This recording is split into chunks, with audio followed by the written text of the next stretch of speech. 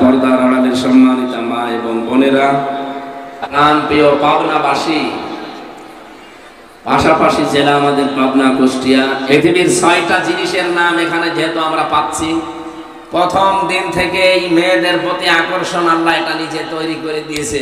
হযরতে আদম উদাস মনে ঘুরে বেড়াচ্ছিলেন জান্নাতে। হযরতে হাওয়া আলাইহিস সালাম এত সুন্দরী ছিল, এই পৃথিবীতে আমরা ইতিহাস পড়ে জেনেছি 6 জন নারীর তালিকা আছে, সবচাইতে বেশি সুন্দর ছিল তারা। তার ভেতরে 1 নম্বরে আমাদের আদি মাতা হযরতে হাওয়া আলাইহিস সালাম। এত সুন্দর করে পৃথিবীতে আল্লাহ আর কাউকে বানাননি, নিজের হাতে আমার আল্লাহ নিজে তার চেহারাটা বানিয়েছে। সুন্দরের কথা আছে আহসান ইসমে তাফসীর, সবচাইতে সুন্দর। তাহলে হাওয়া আলাইহিস সালাম পৃথিবীর শ্রেষ্ঠ সুন্দরী ছিলেন। কত সুন্দর হতে পারে আপনার কল্পনাও ধরবে না। আজ দুনিয়ায় যারা বিশ্ব সুন্দরীর তালিকায় নাম চায়, তাদের চাইতে মনে করবেন যে 100 ভাগ সুন্দরী ছিলেন।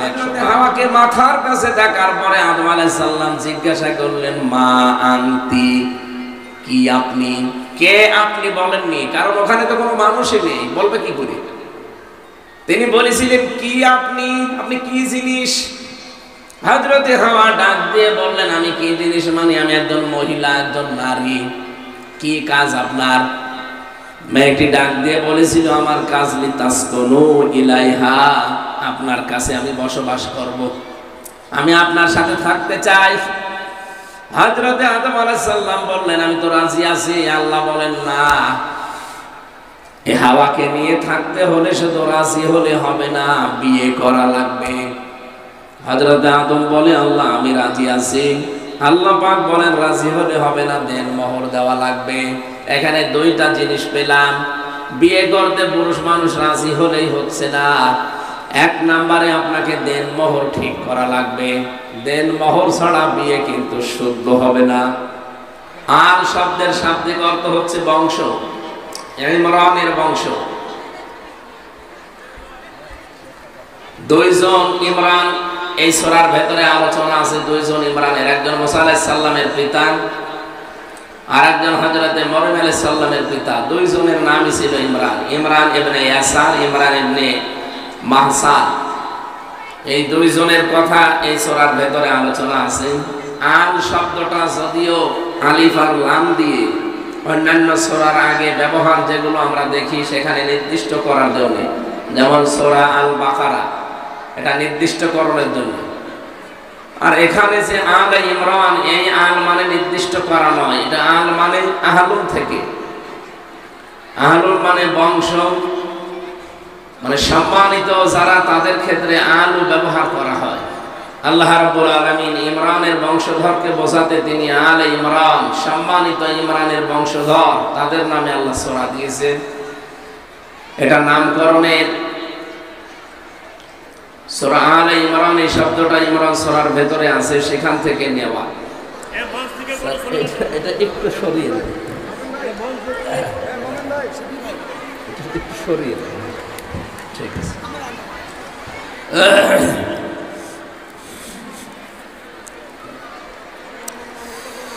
আলহামদুলিল্লাহি রাব্বিল মাশরিকাইন ওয়া রাব্বিল মাগরিবাইন الذي خلق كل شيء زوجين وأوجب علينا الإحسان بالوالدين ونشهد أن لا إله إلا الله وحده لا شريك له وأشهد أن محمدا عبده ورسوله سيد الكونين صلى الله عليه وعلى آله وصحبه وأتباعه أجمعين ليلا ونهارا في الطرفين. فقد قال الله تعالى في كلامه المجيد وبرهانه التوحيد: أعوذ بالله من الشيطان الرجيم. بسم الله الرحمن الرحيم.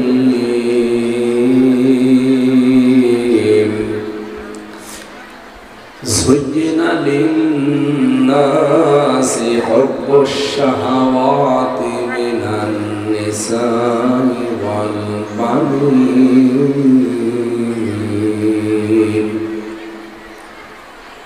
والقناطير المقنطرة من الذهب والفضة والخيل المسومة والأنعام والحرث ذلك متاع الحياة الدنيا والله عنده حسن المآب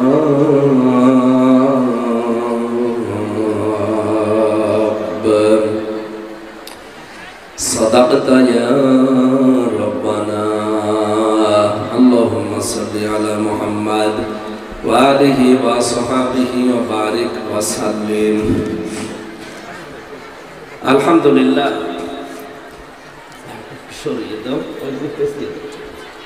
ঠিক আছে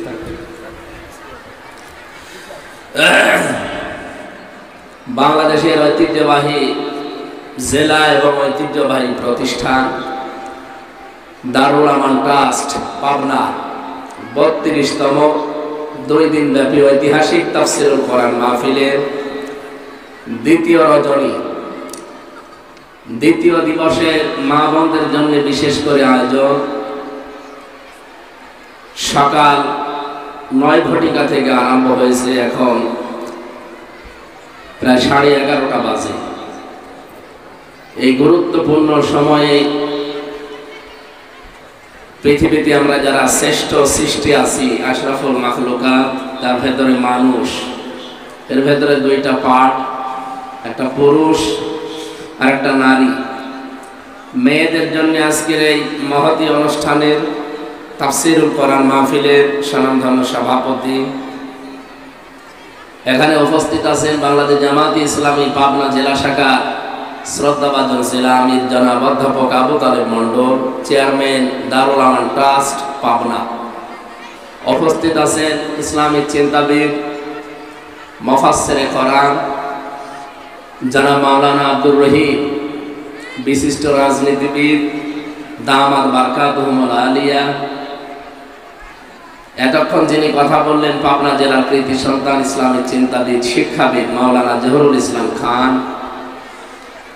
এখানে উপস্থিত আছেন বিশিষ্ট ইসলামী চিন্তাবিদ শিক্ষাবিদ অধ্যাপক ইকবাল হুসাইন দামাত বারকাতুহুমুল আলিয়া। এই ময়দানে যিনি কথা বলতেন বিশ্বনন্দিত মুফাসসিরে কোরআন শহীদ আল্লামা দিলওয়ার হুসাইন সাইদি রহমতুল্লাহ আলাইহি।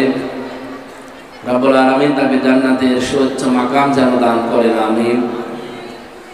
যিনি এই মাহফিল এই প্রতিষ্ঠান তিল তিল করে গড়ে তুলেছেন, পাবনা জেলার কৃতি সন্তান, বারবার নির্বাচিত সাবেক এমপি মরহুম শহীদ মাওলানা আব্দুস সুবহান দামাত বারকাতুহুমুল আলিয়া। মহান আল্লাহ তাকে জান্নাতুল ফেরদাউসের সুউচ্চ মাকাম যেন দান করেন। মঞ্চে বসা ওলামা ইকরাম, সামনে বসা মুসলমান ভাইরা, পর্দার আড়ালের সদা মা এবং বোনেরা, প্রশাসনের ভাইরা, প্রাণ প্রিয় পাবনাবাসী, পাশাপাশি জেলা আমাদের পাবনা কুষ্টিয়া। এই কারণে অন্যান্য জেলার তুলনায় আপনাদের প্রতি ভালোবাসা মহব্বত একটু বেশি আছে। আল্লাহর দরবারে শুকরিয়া জানাচ্ছি যিনি আমাদেরকে কোরআনে কারীম শোনার জন্য দিনের বেলায় হাজারো কাজ কর্ম বাদ দিয়ে পাবনা দারুল আমান ট্রাস্টের এই ময়দানে ছুটি আসার তৌফিক দিয়েছেন, ধৈর্য এবং সহ্য দিয়েছেন, আলহামদুলিল্লাহ। সম্মানিত মা বোনেরা, কথা বন্ধ করেন নিজেদের ভেতরে। আমরা দেখতে পাচ্ছি আপনাদের উপচে পড়া ভিড়, আসলে বাইরে কোনো জায়গা নেই। ওনারা যে 4-5টা প্যান্ডেল করেছিলেন সব প্যান্ডেল পরিপূর্ণ হয়ে গেছে। যে যেখানে আছে কষ্ট হলেও একটু চুপ করে থাকেন, আমরা তাফসীর আকারে কথা বলবো আজকে আপনাদের সামনে ইনশাআল্লাহ। দরুদ আর সালাম পাঠ করছি আমাদের নবী মুহাম্মদ রাসূলুল্লাহ সাল্লাল্লাহু আলাইহি ওয়াসাল্লামের প্রতি, যার উম্মত হতে পেরে আমরা খুশি। আপনাদের সংক্রান্ত একটা আয়াত তেলাওয়াত করেছি কোরআনে কারীমের সূরা আলে ইমরানের 14 নম্বর আয়াত। এখানে 6টা বিষয় আল্লাহ রাব্বুল আলামিন আমাদেরকে জানিয়েছেন যে এই 6টা বিষয়ের প্রতি পৃথিবীর মানুষের আকর্ষণ, আসক্তি, শোষণ এগুলো আমি তৈরি করে দিয়েছি। এগুলো যারা কন্ট্রোল করে চলতে পারবে, এগুলোর পরিমিত ব্যবহার যারা করতে পারবে দুনিয়ায়, তাদেরকে 3টা পুরস্কার আমি আল্লাহ দেব। এরপরের আয়াতে আছে, এরপরের 2টা আয়াতে আল্লাহ আমাদেরকে 6টা গুণ অর্জন করার জন্য আদেশ দিয়েছেন। প্রথম 6টা, পরের 3টা, পরে আরো 6টা, 15টা বিষয় আজকে আলোচনা করব ইনশাআল্লাহ। আল্লাহ আমাদেরকে যেন সহজ সরলভাবে বোঝানো এবং বোঝার তৌফিক দান করেন, আমিন। সূরা আলে ইমরান কোরআনে কারীমের বহুল আলোচিত একটা সূরা। 200টা আয়াত আছে। আমরা মাত্র একটা আয়াত পড়েছি, 14 নম্বর আয়াত। আল শব্দের শাব্দিক অর্থ হচ্ছে বংশ, ইমরানের বংশ। 2 জন ইমরান এই সূরার ভেতরে আলোচনা আছে। 2 জন ইমরানের, একজন মুসা আলাইহিস সালামের পিতা আর একজন হযরতে মরিয়ম আলাইহিস সালামের পিতা। 2 জনের নামই ছিল ইমরান। ইমরান ইবনে ইয়াসার, ইমরান ইবনে মাহসান। এই 2 জনের কথা এই সূরার ভেতরে আলোচনা আছে। আল শব্দটা যদিও আলিফ আর লাম দিয়ে অন্যান্য সূরার আগে ব্যবহার যেগুলো আমরা দেখি সেখানে নির্দিষ্ট করার জন্য, যেমন সূরা আল বাকারা, এটা নির্দিষ্টকরণের জন্য। আর এখানে যে আল ইমরান, এই আল মানে নির্দিষ্ট করা নয়, এটা আল মানে আহলুল থেকে। আহলুল মানে বংশ, মানে সম্মানিত যারা, তাদের ক্ষেত্রে আলু ব্যবহার করা হয়। আল্লাহ রাব্বুল আলামিন ইমরানের বংশধরকে বোঝাতে তিনি আলে ইমরান, সম্মানিত ইমরানের বংশধর, তাদের নামে আল্লাহ সূরা দিয়েছেন। এটা নামকরণের সূরা আলে ইমরান, এই শব্দটা ইমরান সূরার ভেতরে আছে, সেখান থেকে নেওয়া। আমরা যেহেতু আপনারা পৃথিবীর অর্ধেক, এই পৃথিবীতে যদি এখন 850 কোটি মানুষ থাকে, তবে 320-25 কোটি নারী বা মহিলা। কোরআনে কারিমে পুরুষের নাম দিয়ে কোন সূরা আমরা পাইনি, দেয়নি। অথচ আপনাদের নামে আল্লাহ একটা সূরা পুরাটা দিয়েছে, 176 আয়াত বিশিষ্ট সূরা নিসা। বিশাল একটা সূরা আপনাদের নাম দিয়ে দিয়েছেন, যদিও শুধু মেয়েদের আলোচনা সেখানে নেই, বিভিন্ন পরিবার, সমাজ, রাষ্ট্রের বিভিন্ন গুরুত্বপূর্ণ বিষয় সেখানে আলোচনা আছে। আজকে সূরা আলে ইমরানের 14 নম্বর আয়াতে আল্লাহ 6টা বিষয় প্রথমে দুনিয়ার মানুষকে জানিয়েছে যে আমি শোষণ করে দিয়েছি, আকর্ষণীয় করে দিয়েছি, আসক্তি তৈরি করে দিয়েছি এই 6টা জিনিসের উপরে। তার ভেতরে 1 নম্বরে হচ্ছে মেয়ে লোক, নারী। আল্লাহ রাব্বুল আলামিন বলেন, যুজ্জিনা লিন-নাসি হুব্বুশ শাহাওয়াতি মিনান নিসা। আমি শোষণ করে দিয়েছি, আকর্ষণীয় করে দিয়েছি, লোভনীয় বস্তু বানিয়েছি, আসক্তি তৈরি করে দিয়েছি, ভালোবাসা সৃষ্টি করে দিয়েছি এই পৃথিবীতে। সেই কয়টা জিনিসের প্রতি, তার ভেতরে প্রথম নম্বরে নারী। এটা সেই সৃষ্টি জগতের প্রথম দিন থেকেই চলে আসতেছে, চলবে ইলা ইয়াউমিল কিয়ামা, কিয়ামত পর্যন্ত। সুতরাং মেয়েদের প্রতি যেহেতু আকর্ষণ আল্লাহ দিয়েছে, এটাকে যেন সম্মানজনক রাখা যায়, সম্মানজনক জায়গায় রাখা যায়, সেই জন্য আল্লাহ পর্দার মতো ফরজ বিধানও দুনিয়ায় পাঠিয়েছে। আজ যারা এই পর্দার মতো ফরজ বিধান মানতে চায় না, এই মানুষগুলো এখন পৃথিবীতে, বিশেষ করে বাংলাদেশে, এরা নারী জাতিকে ভয় দেখাতে চায় যে ইসলাম এ দেশে যদি আসে তাহলে তোমাদেরকে ঘরের ভেতরে বন্দী করে রাখবে, কোণঠাসা করে রাখবে, এরকম বিভিন্ন কথা তারা বলতে চায়। আপনাদের জ্ঞাতার্থে বলছি, বাংলাদেশ জামাত ইসলামীর শ্রদ্ধাভাজন আমিরে জামাত ডক্টর শফিকুর রহমান হাফিজাহুল্লাহ, উনি অলরেডি ঘোষণা দিয়েছেন এদেশে যদি ইসলাম আসে সবচাইতে বেশি সম্মান এবং নিরাপদের সাথে থাকবে মেয়েরা। আল্লাহ যেন সেই সুযোগ আমাদেরকে চর্মচোখে দেখার তৌফিক দান করেন। সম্মানিত মা বোনেরা, 53 বছর পার হয়ে গেল, বহু কিছুই তো আমরা দেখেছি এবং সামনে দেখতে পাচ্ছি। এ দেশটা বিভিন্ন মানুষের হাতে তুলে দেওয়ার মাধ্যমে আমরা দেখেছিলাম যে মেয়েদের যে সম্মান মর্যাদা তারা কাঙ্ক্ষিত মানের দিতে পারে নাই। সামনে আমরা যদি চেষ্টা সাধনা করে ইসলামের হাতে তুলে দিতে পারি, একটু দেখতে চাই যে আসলে ইসলাম আমাদের কি দেয় এবং কি দিতে পারে। বিশ্বনবী মুহাম্মদ রাসূলুল্লাহ সাল্লাল্লাহু আলাইহি ওয়াসাল্লাম মেয়েদেরকে একেবারে চাকরানী থেকে তিনি রাজরানী বানিয়ে দিয়েছেন। যে জামানায় কন্যা সন্তান হলে আষাঢ় দিয়ে মেরে ফেলতো, জীবন্ত অবস্থায় কবর দিয়ে দিত, মাটির নিচে পুঁতে রাখতো, সেই জামানায় নবীজি এমন ঘোষণা দিলেন যে তার 3টা মেয়ে আছে, আল্লাহ তাকে 3টা জান্নাতের সুসংবাদ দিয়েছেন। সুবহানাল্লাহ। যার 3টা ছেলে আছে তাকে 3টা জান্নাতের সুসংবাদ, এমন কথা নবীজি বলেন নাই। এজন্য আপনাদের মর্যাদা সম্মান অনেক বেশি। এখানে তো 3টার কথা বলতে বলতে নবীজি বললেন যার 2টা আছে তাকে আল্লাহ 2টা জান্নাতের অধিকারী বানিয়েছে, যার 1টা মেয়ে আছে তাকে আল্লাহ 1টা জান্নাত দিয়ে দেবেন যদি ওই মেয়েটাকে 3টা কাজ করতে পারে দুনিয়ায়। তাকে ভালোবাসা দেন, তাকে শিক্ষা দেন এবং সৎ পাত্র দেখে পাত্রস্থ করে।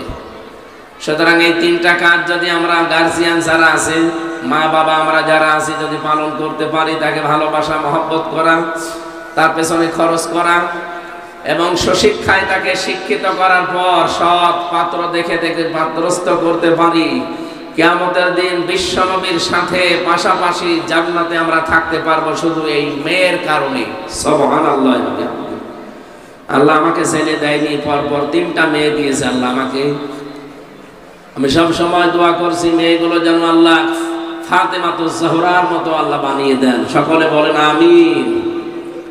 সম্মানিত মা বোনেরা, শুধু মেয়েকে না, এরপরে আল্লাহ নবী জানিয়েছেন মেয়ের পরে মেয়ে যেহেতু পুত্রবধূ হয়, বৌমা হয়, বৌমা এবং পুত্রবধূ যারা স্ত্রী তাদের গুরুত্ব অনেক বেশি দিয়েছেন।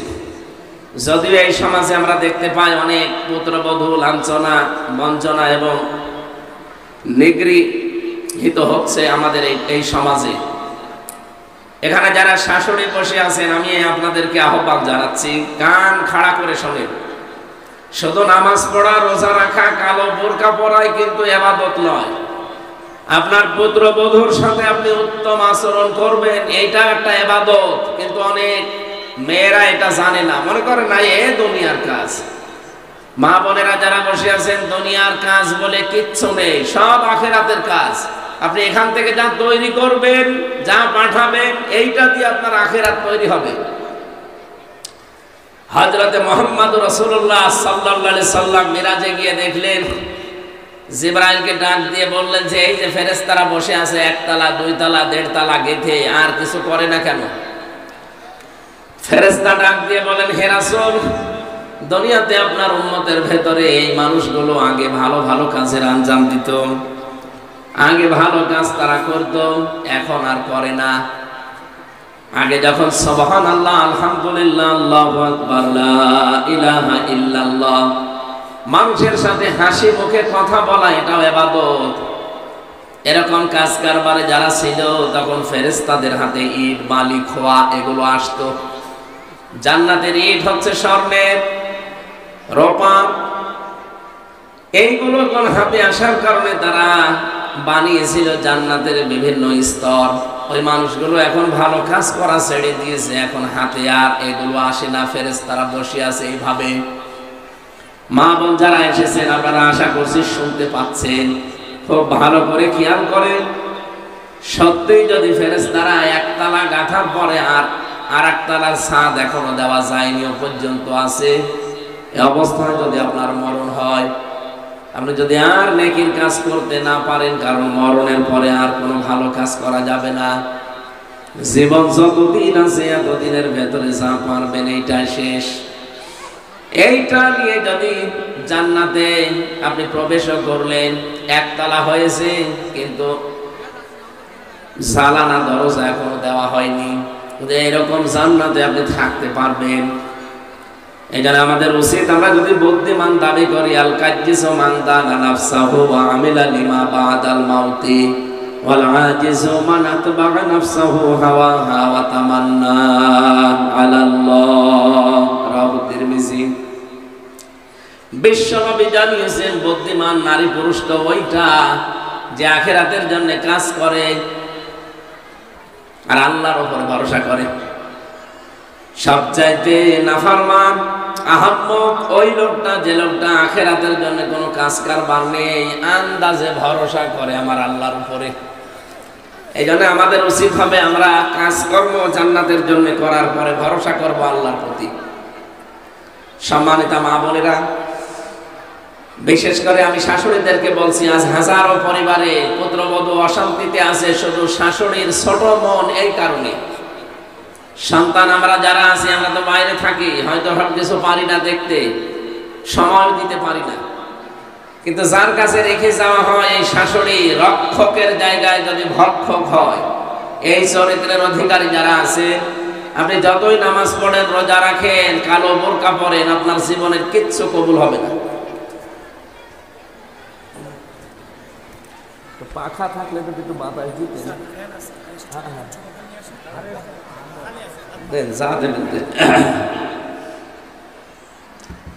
এই জন্য পুত্রবধূ যারা, যেহেতু অন্যের মেয়ে আপনার বাড়িতে এসেছে, নিজের মেয়ের মতো আচরণ করা লাগবে। এটা একটা ইবাদত।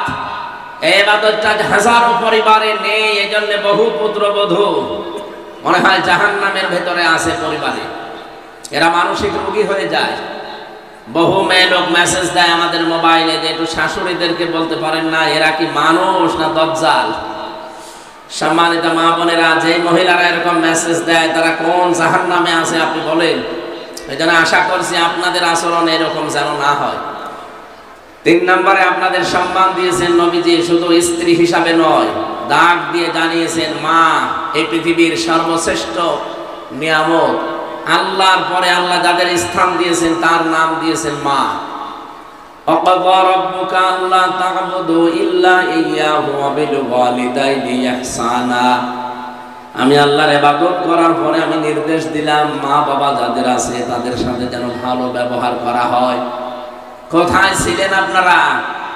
কোথায় তুলে দিয়েছে আল্লাহ নিজে বিশ্বনবীর মাধ্যমে। এই জন্য আমরা এদিকেই তাকিয়ে গ্যারান্টি দিতে চাই বা গ্যারান্টি দিতে পারি, ইসলাম যদি এই দেশে সত্যি এসে যায়, এতদিন যা পেয়েছেন শুধু নামে, সামনে আপনি কামে দেখতে পাবেন এবং 100% অধিকার আপনারা ফিরে পাবেন। শুধু চেষ্টা চালান যে সামনে যেন ইসলাম এ দেশে কায়েম হয়ে যায়। আল্লাহ যেন কবুল করেন, আমিন। পৃথিবীর 6টা জিনিসের নাম এখানে যেহেতু আমরা পাচ্ছি, প্রথম দিন থেকে এই মেয়েদের প্রতি আকর্ষণ আল্লাহ এটা নিজে তৈরি করে দিয়েছে। হযরতে আদম উদাস মনে ঘুরে বেড়াচ্ছিলেন জান্নাতের ভেতরে। আল্লাহ রাব্বুল আলামিন তাকে নিদ্রা দিলেন, তিনি ঘুম এসে পড়লেন। ঘুমের ভেতর থেকে বাম পাজর থেকে একটা হাড় বের করে আল্লাহ তাকে হযরতে হাওয়া আলাইহিস সালামকে এত সুন্দর আকৃতি দিয়ে তার মাথার কাছে বসিয়ে রাখলেন। হযরতে হাওয়া আলাইহিস সালাম এত সুন্দরী ছিল, এই পৃথিবীতে আমরা ইতিহাস পড়ে জেনেছি 6 জন নারীর তালিকা আছে, সবচাইতে বেশি সুন্দর ছিল তারা। তার ভেতরে 1 নম্বরে আমাদের আদি মাতা হযরতে হাওয়া আলাইহিস সালাম। এত সুন্দর করে পৃথিবীতে আল্লাহ আর কাউকে বানাননি, নিজের হাতে আমার আল্লাহ নিজে তার চেহারাটা বানিয়েছেন। লাকাদ খালাকনাল ইনসানা ফি আহসানি তাকওয়িম। অবশ্যই আমি আল্লাহ মানুষের আকার, এই আকৃতি সবচাইতে সুন্দর করে বানিয়েছি।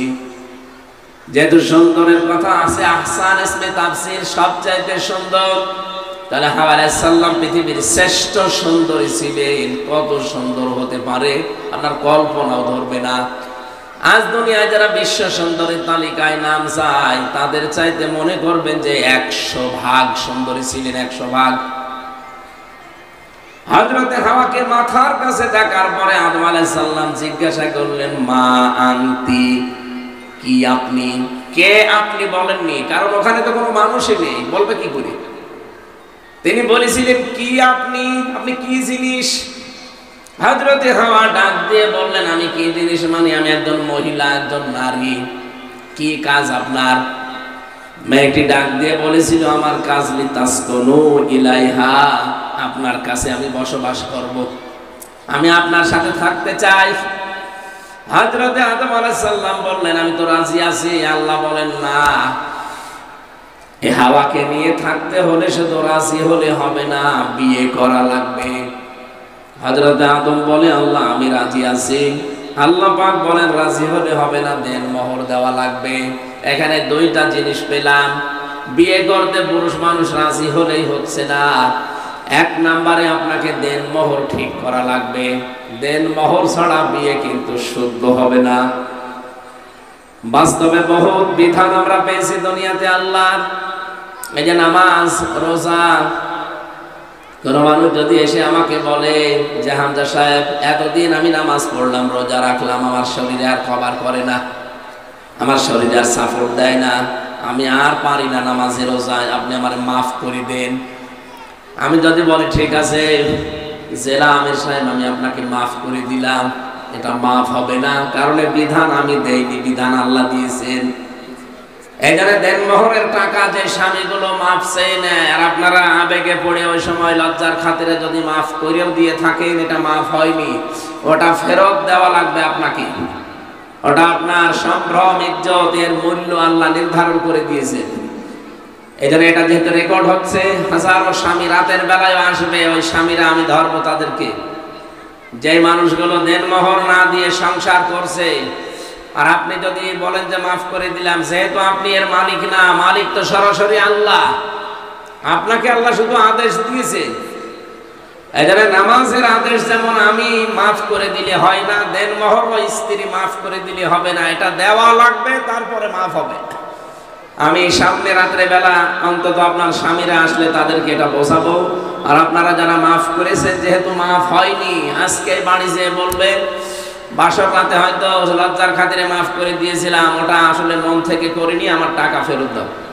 আপনারা বলবেন অবশ্যই তারা দিতে বাধ্য, নয়তো তাদের নামাজও হবে না, ফরজ যে ইবাদত বন্দেগী সব মাঠে মারা যাবে। সম্মানিত মা বোনেরা, হযরত আদম আলাইহিস সালাম বললেন ঠিক আছে আমি বিয়েতে রাজি আছি, দেনমোহর আমার হাতে নেই। আল্লাহ বললেন আমার নবী আছে, শেষ নবী, সর্বশ্রেষ্ঠ নবী, আখেরি নবী মুহাম্মদ রাসূলুল্লাহ সাল্লাল্লাহু আলাইহি সাল্লাম, তার প্রতি 10 বার দরুদ পড়ো, এইটাই দেনমোহর হিসাবে আমি মেনে নিলাম।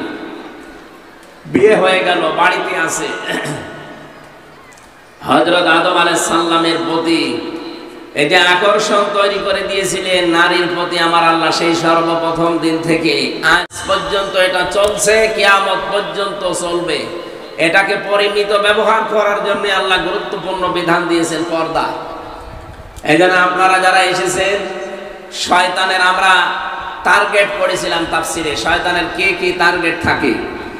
এই পৃথিবীতে শয়তানের সবচাইতে বড় টার্গেট হচ্ছে সে যৌনতা ছড়াতে ভালোবাসে, উলঙ্গপনা এটা ভালোবাসে শয়তান। এই জন্য জান্নাত থেকে শয়তান আদম এবং হাওয়াকে বের করে দেবে, এটা তার প্রথম টার্গেট ছিল না। তার প্রথম মূল টার্গেট ছিল কি করে তাদের লজ্জাস্থান উন্মুক্ত করা যায়। ওইটা দেওয়ার দরকার নেই, এটা দেন, এটা সরান, এটা সরান, এটা লাগবে না ভাই, গল্প বসে দেবেন, জানতেন না, এদিকে দিন দরকার নেই, যেন হালকা বাতাস দিন, আমার ঘামটা যেন না বসে। সম্মানিত মা বোনেরা, মেয়েদের প্রতি আকর্ষণকে বিকর্ষণে পরিণত করার জন্য গুরুত্বপূর্ণ একটা বিধান আল্লাহ যেহেতু দিয়েছেন, আশা করছি শয়তানের ওই টার্গেটটাকে আপনারা ফুলফিল করতে আজকে থেকে আর দেবেন না। অন্য ধর্মের যারা আছে তাদের জন্য আমার এই আজকের এই ওয়াজ না। আপনারা যেহেতু মুসলিম মেয়ে লোক, মুসলিম নারী, আপনাদেরকে বলছি গুরুত্বপূর্ণ এই বিধানটা জীবন চলে যাক, কিন্তু পর্দার মতো গুরুত্বপূর্ণ বিধান ছেড়ে দেওয়া যাবে না। শয়তান এই জায়গায় খুব আষ্টে পৃষ্ঠে আপনাদেরকে বেঁধে রাখবে, বিভিন্ন রকমের প্রলোভন দেবে, সে মানুষ শয়তান হোক আর জিন শয়তান হোক। এই জন্য আমাদের উচিত হচ্ছে আমাদের শরীরটা পর্দার ভেতরে রাখা। নবীজি জানিয়েছেন নেককার নারী বলা হয় তাদেরকে, ইদা নাজারা ইলাইহা সাররাতুহু, যখন তার স্বামী বাইরে থেকে আসবে তখন স্বামীকে কথাবার্তা দিয়ে, ব্যবহার আচার দিয়ে সে কোনোভাবে তাকে আনন্দ দেবে। মেয়েরা যারা এসেছেন কান খাড়া করে কথাটা শুনবেন, যারা এখানে বিবাহিত মেয়ে লোক আছে স্বামী যদি বাইরে থেকে আসে, সে যে কাজ করে আসুক, স্বামী বাড়িতে আসলে আপনার পৃথিবীর যত গুরুত্বপূর্ণ কাজ আছে সাংসারিক সব বাদ দিয়ে দেবেন, স্বামীর কাছে যাবেন, এইটাই আপনার জন্য বড় ইবাদত। আজ হাজারো পরিবারে এই ছোট কাজটা করা হয় না, এই জন্য বহু পুরুষ মানুষ অন্য জায়গায় লাইন পর্যন্ত করে। নাউজুবিল্লাহ মিন যালিক।